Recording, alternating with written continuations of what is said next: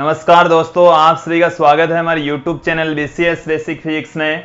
आज हम कक्षा 12 का टॉपिक ले रहे हैं, थर्ड यूनिट का हेल्महोल्ट्ज़ कुंडलियां। इससे ठीक पहले हमने जो वीडियो बनाया उसमें हमने ये देखा था कि जो वृत्ताकार कुंडली होती है उसके कारण से उसके केंद्र पर चुंबकीय क्षेत्र की तीव्रता कितनी होती है, r/2 दूरी पर कितनी होती है। अक्ष पर मैग्नेटिक फील्ड का एक फॉर्मूला वहां पर फाइंड आउट किया था। देखिए जो हेल्महोल्ट्ज़ कुंडलियां हैं वो क्या है। देखिए हेल्महोल्ट्ज़ कुंडलियां दो कुंडलियां होती है और दोनों एक दूसरे के समांतर होगी। दोस्तों ये हमारे पास में एक कुंडली है, इसमें बहुत सारे वायर्स लिपटे होते हैं, और ये है हमारे पास में दूसरी वाली कुंडली और इसमें भी खूब सारे वायर्स लिपटे होते हैं। देखिए यदि यहां पर इनकी जो रेडियस है वो यदि रेडियस हम कैपिटल R लें तो दूसरी वाली कुंडली की भी जो रेडियस है वो कैपिटल R ही होगी, और दोनों के बीच की जो डिस्टेंस है वो भी कैपिटल R के तुल्य ही ली जाती है। दोस्तों इसका मतलब ये हो गया कि जितनी इनकी त्रिज्या होगी उतनी ही इनके बीच की डिस्टेंस है। दोनों जो कुंडलियां हैं वो एक दूसरे के समांतर है, एक इस तरीके से तो दूसरी इसी तरीके से है। दोनों में जो फेरों की संख्या है वो सेम है, धारा है वो एक समान दिशा में बहती है।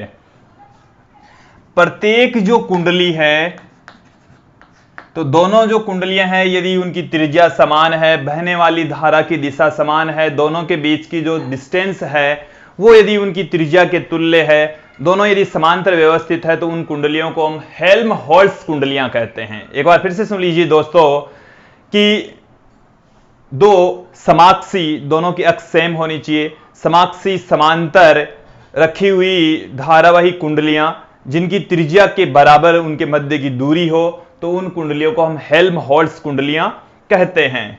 अब दोस्तों ये कुंडलियां आती किस काम में है, इसका उपयोग क्या है, तो यह है एक समान चुंबकीय क्षेत्र उत्पन्न करने के लिए इन्हें हेल्महोल्ट्ज़ कुंडलियों का प्रयोग किया जाता है। दोनों कुंडलियों के बीच का जो क्षेत्र होता है उसमें एक समान मैग्नेटिक फील्ड क्रिएट किया जाता है। यूनिफॉर्म मैग्नेटिक फील्ड क्रिएट करने के लिए हेल्महोल्ट्ज़ कुंडलियों का प्रयोग करते हैं। दोस्तों यहां पर प्रत्येक कुंडली है उसकी त्रिज्या R है, प्रत्येक कुंडली की जो त्रिज्या है वो हम लेकर चलेंगे कैपिटल R के इक्वल दोनों कुंडलियों के बीच की दूरी, दोनों समांतर हैं, दोनों कुंडलियों के मध्य की दूरियां,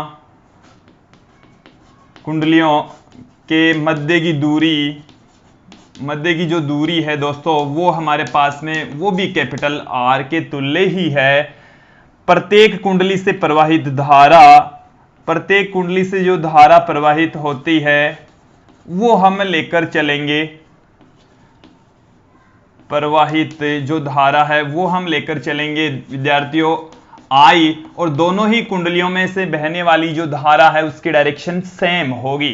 यदि एक में इस तरीके से बह रही है धारा तो दूसरी में से भी उसी तरीके से ही विद्युत धारा बहनी चाहिए।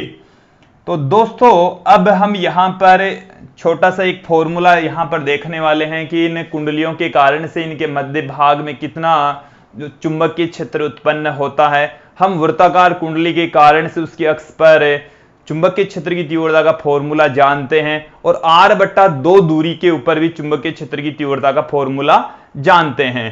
तो देखिए पहले मैं आप लोगों को याद दिला रहा हूं, वृत्ताकार कुंडली की अक्ष पर चुंबकीय क्षेत्र की तीव्रता, वृत्ताकार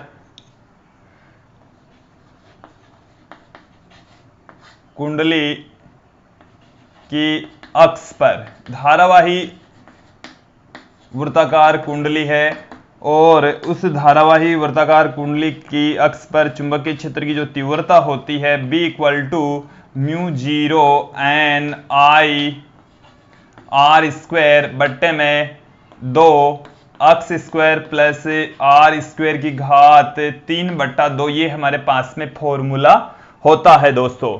और जब हम वृत्ताकार कुंडली के केंद्र से r/2 दूरी पर चुंबकीय क्षेत्र की तीव्रता की बात करें तो देखिए r/2 दूरी का मतलब यहां से इनके मध्य भाग में चुंबकीय क्षेत्र की तीव्रता हम देखेंगे, दोनों कुंडलियों के मध्य में चुंबकीय क्षेत्र कितना होगा। तो पहले हम एक कुंडली के कारण से चुंबकीय क्षेत्र की तीव्रता देखेंगे दोस्तों।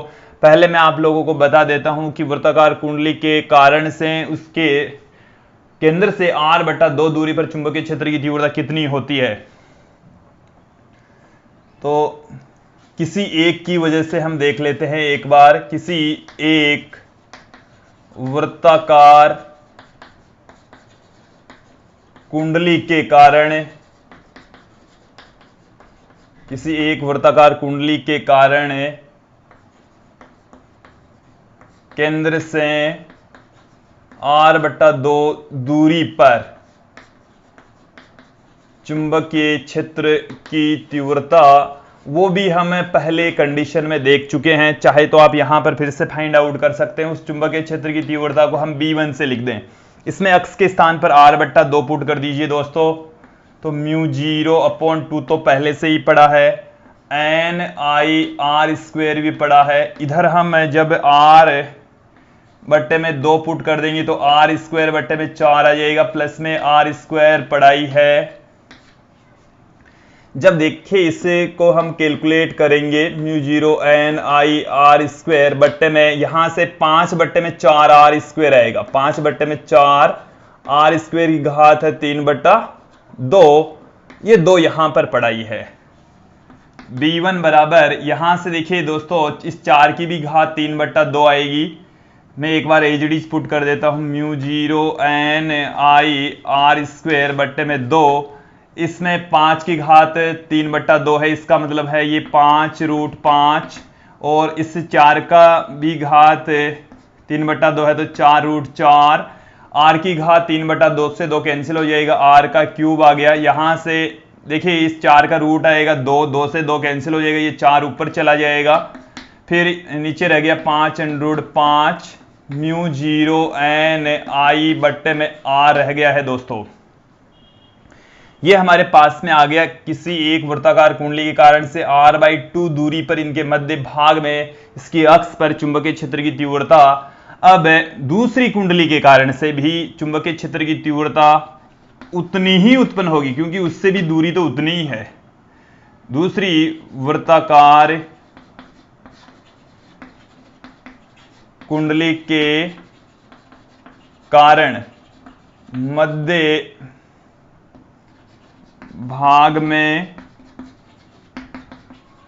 चुंबकीय क्षेत्र की तीव्रता, और वो हमारे पास में है B2 बराबर, वो भी 4/5 μ0 NI/r होती है। अब देखो दोस्तों, यहां से इस वृत्ताकार कुंडली के कारण से जैसे हमारे पास में जो धारा है वो एक के कारण से, एक में इस तरीके से बह रही है, तो इसके कारण से इधर जो चुंबकीय क्षेत्र होगा उसकी डायरेक्शन आप लोगों को समझाता हूं मैं। आप देखिए इसमें से जो चुंबक धाराएं बह रही है वो इस तरीके से बह रही है। तो दाहिने हाथ की हथेली के नियम से हम यहां पर मैग्नेटिक फील्ड की डायरेक्शन देखेंगे। तो इस कुंडली के कारण से, इस कुंडली की बात कर रहा हूं, तो इस कुंडली के कारण से जैसे धारा इधर बह रही है तो अंगूठा इधर की ओर है, इस बिंदु के ऊपर इधर से इधर की ओर मैग्नेटिक फील्ड की डायरेक्शन होगी। इस बिंदु पर जो B1 होगा वो इस डायरेक्शन में होगा। इसमें से भी धारा उधर ही बह रही है, तो जो B2 है आपके पास में, इस बिंदु पर B2 और B1 दोनों एक ही दिशा में होंगे, और दोनों कुंडलियों के मध्य भाग में जो चुंबकीय क्षेत्र की तीव्रता होगी वो जुड़ जाएगी, और वो इन के 2 टाइम्स हो जाएगी। तो दोनों कुंडलियों के मध्य भाग में चुंबकीय क्षेत्र की तीव्रता, दोनों कुंडलियों के मध्य भाग में चुंबकीय क्षेत्र की तीव्रता, तो दोनों कुंडलियों के मध्य भाग में चुंबकीय क्षेत्र की जो तीव्रता है दोस्तों कितनी आएगी आप लोगों के पास में, B बराबर B1 प्लस में B2 आ जाएगा, और B1 की जो वैल्यू है वो ये है हमारे पास में, वो 2 टाइम्स हो जाएगी, तो 8/5 आ जाएगा। μ0 NI/r निकल कर आ रहा है दोस्तों। जब इसको हम कैलकुलेट करेंगे तो इसको 2 गुणा में 0.716 μ0n I/r पुट कर सकते हैं। और ये जो चुंबकीय क्षेत्र है वो केंद्र पर उत्पन्न चुंबकीय क्षेत्र की तीव्रता के बराबर होता है, तो इसको 1.432, और B है वो किसी वृत्ताकार कुंडली के केंद्र पर उत्पन्न चुंबकीय क्षेत्र की तीव्रता के बराबर होता है। ये हमारे पास में जो चुंबकीय क्षेत्र की तीव्रता का मान आया है वो हेल्महोल्ट्ज कुंडलियों के मध्य बिंदु पर चुंबकीय क्षेत्र की तीव्रता का मान आया है, जो किसी एक वृत्ताकार कुंडली के केंद्र पर उत्पन्न चुंबकीय क्षेत्र की तीव्रता का 1.432 गुणा होता है।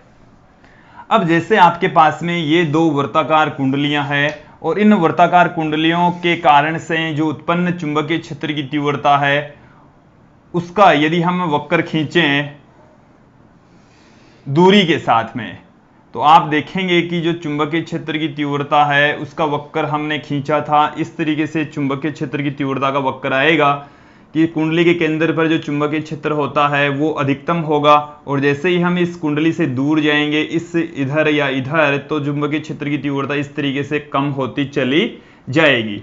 दूसरी वाली कुंडली के लिए भी यदि हम चुंबकीय क्षेत्र की तीव्रता की बात करें तो इस तरीके से चुंबकीय क्षेत्र की तीव्रता का मान प्राप्त होगा, और हमारे पास में जो परिणामी चुंबकीय क्षेत्र की तीव्रता है, देखिए दोस्तों, ये वाली और ये वाली ऐड होकर इतनी आएगी आपके पास में।